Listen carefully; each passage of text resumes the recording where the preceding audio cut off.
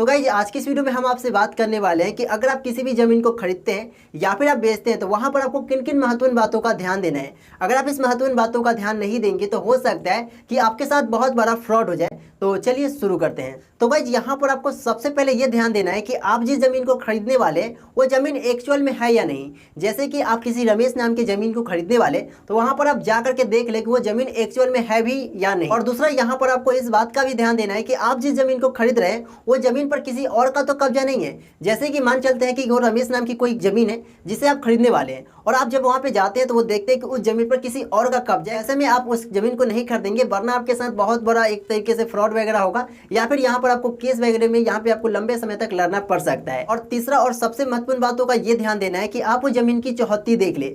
जैसे कि आप किसी भी जमीन को खरीदने जा रहे हैं तो वो आप देख ले कि उसके उत्तर साइड में जो चौहद्दी लिखाया जाएगा तो उसके उत्तर साइड में किस व्यक्ति का जमीन है, दक्षिण साइड में किस व्यक्ति का जमीन है, पूर्व और पश्चिम इस तरीके से किस साइड में किसका जमीन है वो आप एक्चुअल में जांच ले। वरना ऐसा भी हो सकता है कि आपका वो जिस जमीन को दिखा रहा है कि जमीन को हम बेचने वाले वो एक्चुअल में आपको किसी और दर जगह का क्या कर देगा, चौहद्दी लिखवा देगा। और ऐसे में यहाँ पर आप बहुत बड़ा प्रॉब्लम में फंस जाएंगे। ये जमीन आपका नहीं होगा, जहाँ का चौहद्दी लिखाया जाएगा वहाँ का जमीन हो जाएगा। तो ये सबसे बड़ा लोगों के साथ ये जमीन खरीदते समय फ्रॉड होता है। आप इस बातों का ध्यान देंगे। और चौथा यहाँ पर आपको एक और बात का ध्यान देना है कि यहाँ पर आप जब भी रजिस्ट्री कराने जाते हैं तो वहाँ पे आप रजिस्ट्री के समय जो भी पैसा देंगे उसका आप एग्रीमेंट बना लेंगे। यानी कि आपको मालूम होगा जमीन आप जब भी खरीदते हैं तो वहाँ पे क्या होता है कि पहले यहाँ पर आपको रजिस्ट्री करवाना होता है, उसके 35 दिनों बाद आपका दाखिल खारिज होता है। तो वहाँ पर आप रजिस्ट्री के समय जो भी पैसे दे रहे हैं उसका आप एग्रीमेंट जरूर बना लेंगे, चाहे वो आपका करीबी से करीबी क्यों नहीं होगा, वहाँ पर आप एग्रीमेंट जरूर बना लेंगे। आई होप कि सब बातें आपको समझ में आया होगा। मिलेंगे नेक्स्ट वीडियो में। जय हिंद।